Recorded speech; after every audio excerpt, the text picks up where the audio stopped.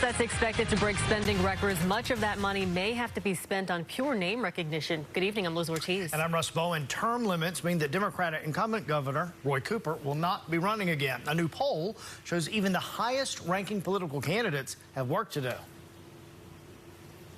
While some of these folks who are often on TV may be familiar in political circles and to those of us in the news business, many voters appear to have not been paying much attention. All of these men have declared their candidacy for North Carolina governor. The current candidates for governor, the 3 Republicans and 1 Democrat, are major figures in North Carolina politics. A state treasurer, a former prominent U.S. representative, the lieutenant governor, the attorney general.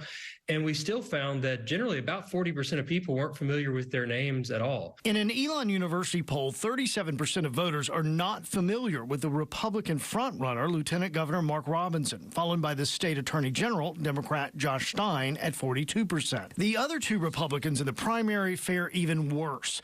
54% of voters are unfamiliar with former Congressman Mark Walker, and 61% are unfamiliar with the current state treasurer, Dale Folwell. Pollster Jason Husser says part of that may be all the noise of national politics. Some of that is a story that we're living in a national politics era, that people are very focused on the White House, very focused on the president and the former president, and they're less focused on what's happening in the governor's mansion. $100 million is expected to be spent on the governor's race, a position whose power of the pen has recently been diminished for Democrats as the Republican supermajority in the General Assembly overrode Roy Cooper's veto on the 12-week abortion law and a law that eliminated background checks for pistol permits. Whatever your opinion is on issues like these, Husser says it's a reminder to people to know who you are voting for. As we've seen with the last few years of major legislation coming out of the General Assembly, what happens in Raleigh affects people's lives, and it's worth paying attention to these candidates.